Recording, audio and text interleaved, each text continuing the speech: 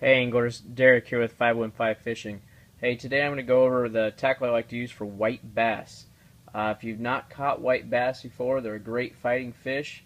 I like to target them in the river in my area.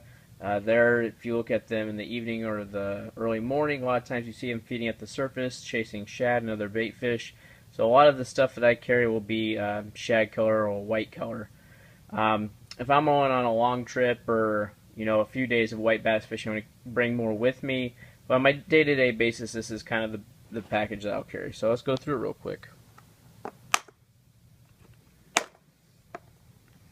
Alright, so the first thing you'll notice is these chartreuse twisters.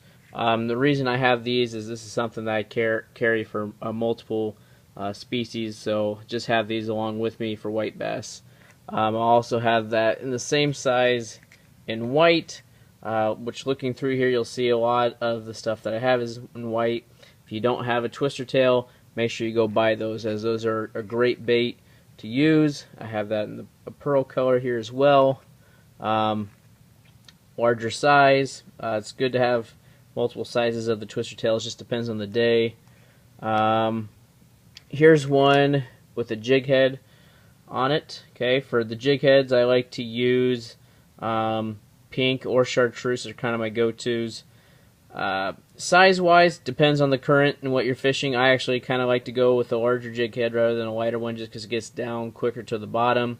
But like I said, if you're fishing current and the fish are feeding at the surface, you want to keep that up higher.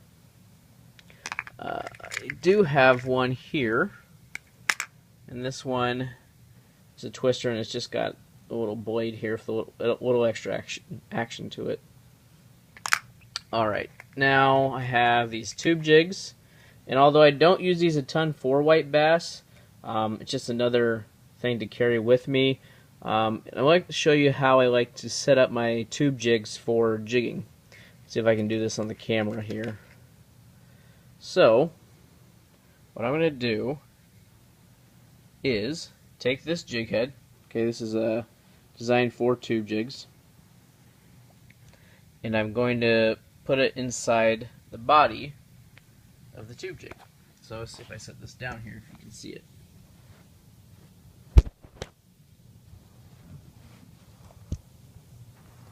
Okay, so if I take the jig head here, what I'm going to do is I'm going to put it inside the tube jig itself, and the hook should be showing. Okay, and then what I would do is I would just pop the eye of the jig through the plastic. So if I pop the eye out, now I'm able to hook it up. Okay, so just like that. Okay, it's hard to see the eye there, but you might want to push down a little bit just so you can secure it. But this way I'm got my line to the jig and I can jig it easy. Other things I've got here, this drop shot minnow, this Berkley Power Bait drop shot minnow. Great if you're using a drop shot technique. Whipless crankbaits. This is a soft body, that kind of shad color with the chartreuse stripe. And some swim baits in here, just like this. You know, pretty much a little bit of anything as long as it's in the color white. You know, I've got some of these MEPS, a few different sizes of MEPS work, and I just kind of added a twister tail as a trailer on this one. And the other jig head I like to use would be the Roadrunner jig head. So it's kind of the horse head with this extra blade, so extra attention on that one. Last thing I want to show you is I do keep a couple spare things for white bass in here.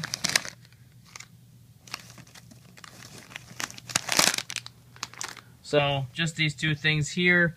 I've got these Storm Wild Ice swim shads and some Power Bait swim baits. Okay, notice they're both in that white color. So just two other things that I like to use once in a while for larger white bass. If you guys have any questions or techniques you guys like to use for white bass, feel free to share, and as always, please subscribe. Thanks, have a good one. Tight lines, everybody.